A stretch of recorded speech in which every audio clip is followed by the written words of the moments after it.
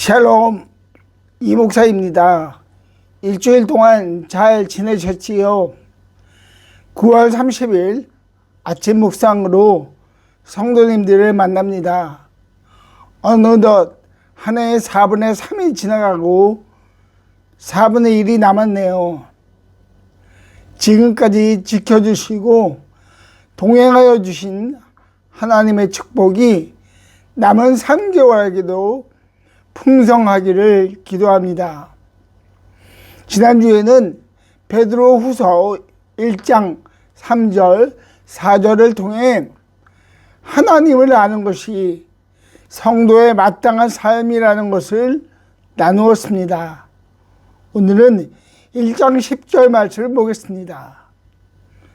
그러므로 형제자매 여러분, 더욱더 힘써서 여러분이 부르심을 받은 것과 택하심을 받은 것을 굳게 하십시오. 그러면 여러분은 넘어지지 않을 것입니다. 아멘. 오늘 본문은 두 부분으로 나누어 생각할 수 있습니다.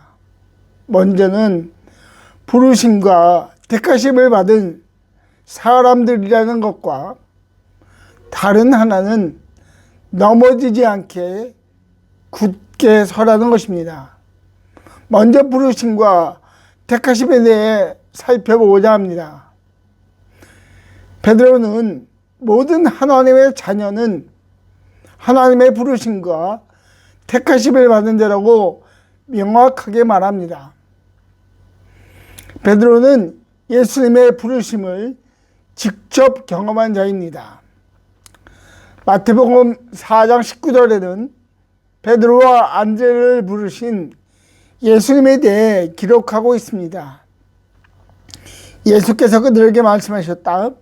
나를 따라오너라. 나는 너희를 사람을 낚는 어부로 삼겠다. 아멘. 예수님은 베드로와 안드레가 어부의 일을 하고 있는 것을 보셨습니다. 그리고 부르셨습니다. 예수님께서 먼저 다가가셔서 부르셨다는 것을 성경은 말합니다. 바로 이 부분에서 하나님의 마음을 읽을 수 있습니다.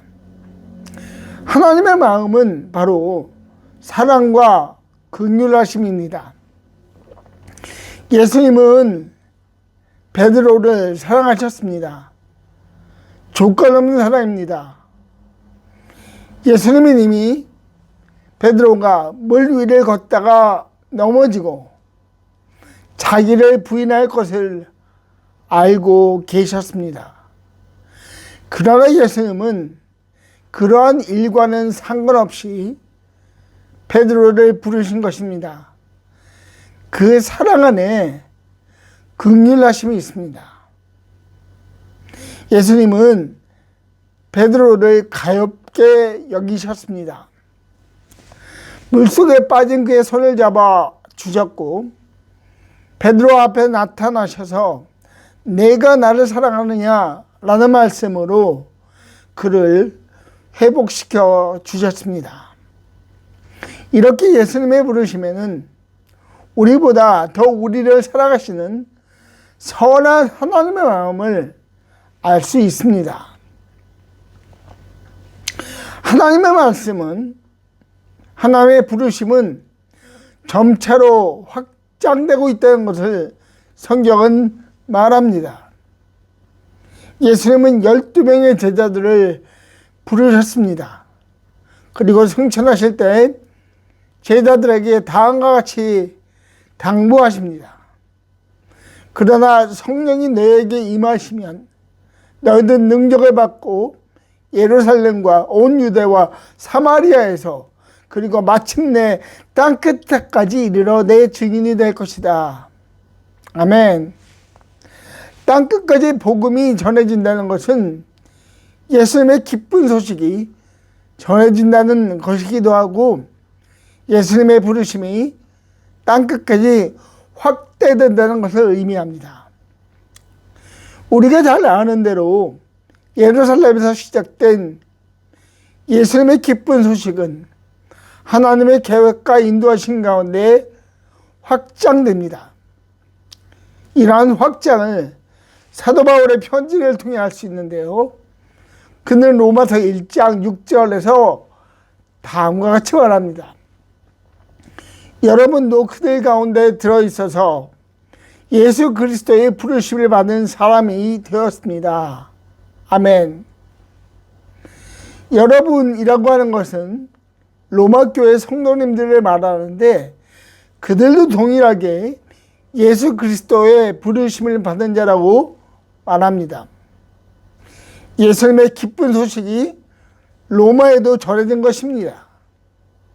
그리하여 예수님의 부르심을 알게 된 많은 로마 교회 성도님들이 생겨났음을 말하는데, 이는 로마 교회 성도님들도 하나님의 사랑하심과 긍휼하심을 경험하였다는 것입니다. 이러한 부르심의 확장을 통해 알 수 있는 것은 바로 복음의 능력입니다. 이 복음의 능력에는 차별이 없습니다. 로마서 1장 16절에서 바울은 다음과 같이 말합니다. 이 복음은 유대 사람을 비롯하여 그리스 사람에게 이르기까지 모든 믿는 사람을 구원하는 하나님의 능력입니다. 아멘. 후에 바울은 차별 없이 부르시는 복음의 능력에 대해 골로새서 3장 11절에서도 말합니다.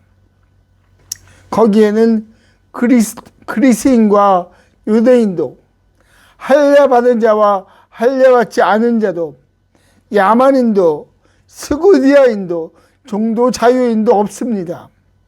오직 그리스도만이 모든 것이며 모든 것 안에 계십니다.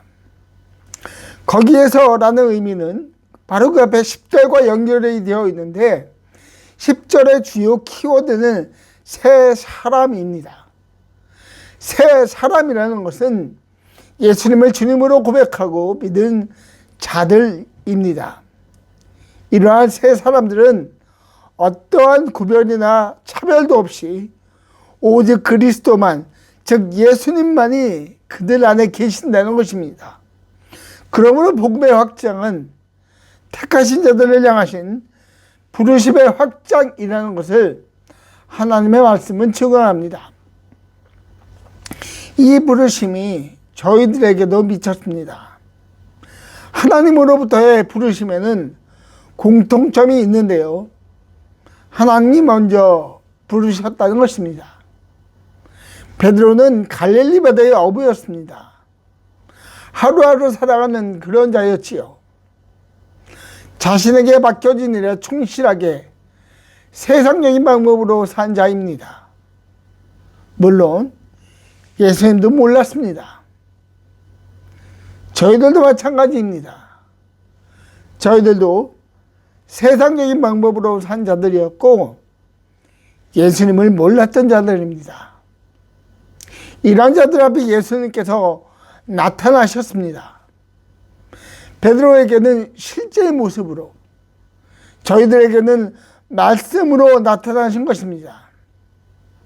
나타나셔서 각 사람을 향한 사명을 말씀하십니다. 베드로에게는 사람을 낚는 어부가 되게 하겠다라는 사명을 주셨습니다. 저희들을 향한 사명은 데살로니가 후서 2장 14절에서 발견할 수 있는데요. 이렇게 되게 하시려고 하나님께서는 우리의 복음으로 여러분을 부르시고 여러분에게 우리 주 예수 그리스도의 영광을 얻게 하셨습니다.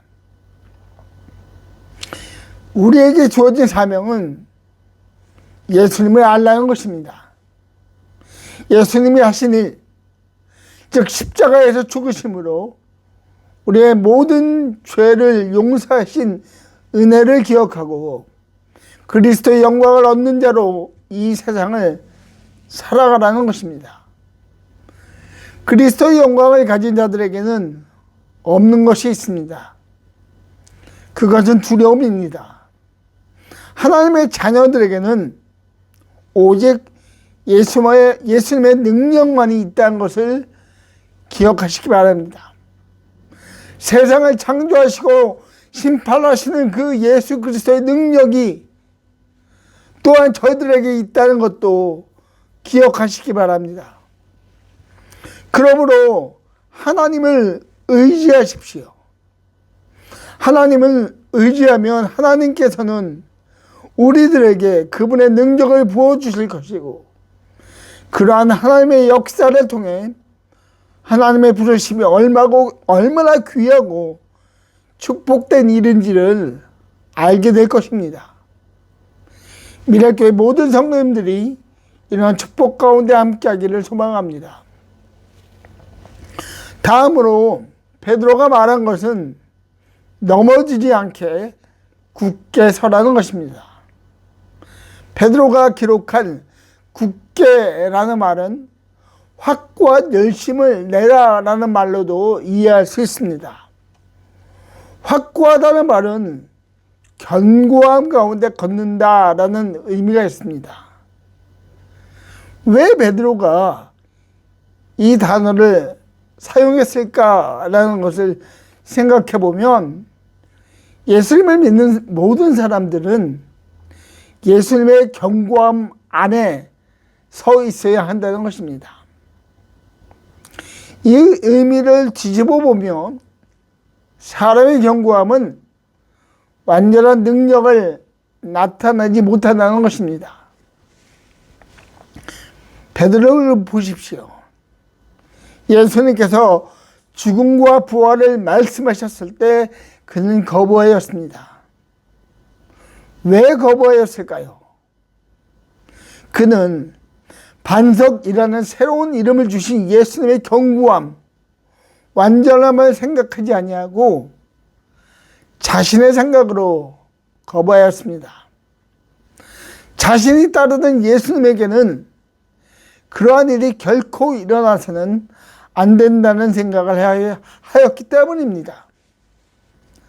그러나 우리가 예수님의 견고함 가운데 거한다면, 예수님의 능력 가운데 거한다면 베드로와 같은 실수를 하지 않을 것입니다. 그렇게 베드로는 예수님 안에만 거해야 한다고 강력한 권면을 하고 있는 것이죠. 확고한이라는 말과 더불어 열심을 내라고 합니다. 열심을 낸다는 것은 우리의 행동과 연결되어 있습니다. 다시 말하면 외적으로 보여져야 한다는 것입니다. 세상 사람들이 인정할 만큼 예수님을 닮은 열정적인 모습으로 살아야 한다는 것입니다. 오순절 성령 강림 후 베드로의 열정적인 모습을 상상해 보시기 바랍니다. 그는 담대하게 예수님에 대하여 전합니다. 그의 마음에는 오직 예수님에 대한 이야기만으로 가득 차 있고, 그 이야기를 아무런 두려움 없이 전합니다. 그는 그가 선포한 예수님으로 인해 어떤 도전과 환난을 받을 것에 대해 생각하지 않았습니다. 오직 단 한 가지의 메시지, 예수님이 누구신가라는 것에 모든 것을 쏟아부었습니다. 그가 이 열정으로 쏟아부었을 때 놀라운 하나님의 역사가 드러났습니다. 침례를 받은 사람이 3,000명에 이르렀다는 것입니다. 예수님을 알지 못한 사람들이 예수님 앞으로 나온 것입니다. 세상 사람들이 가진 열정은 무엇입니까?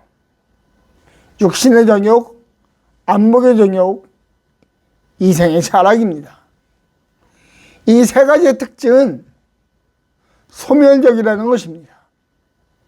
육신의 정욕, 안목의 정욕, 이생의 자랑 역시 언젠가는 사라지는 것입니다.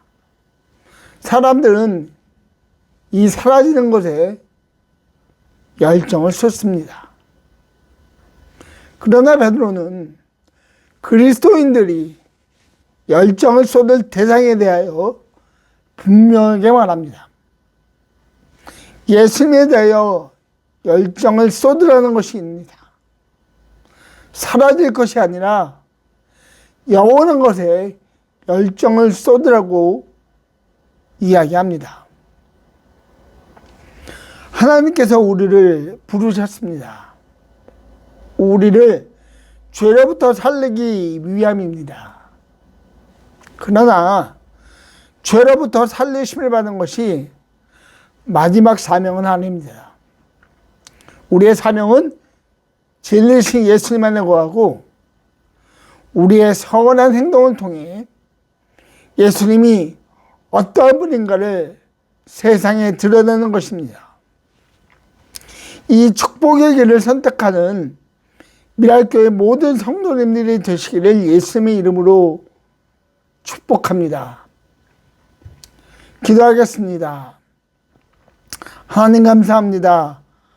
주님 다가오셔서 불러주심으로 저희들이 새 생명을 얻게 되었는데 축복된 사명까지 주셔서 감사합니다.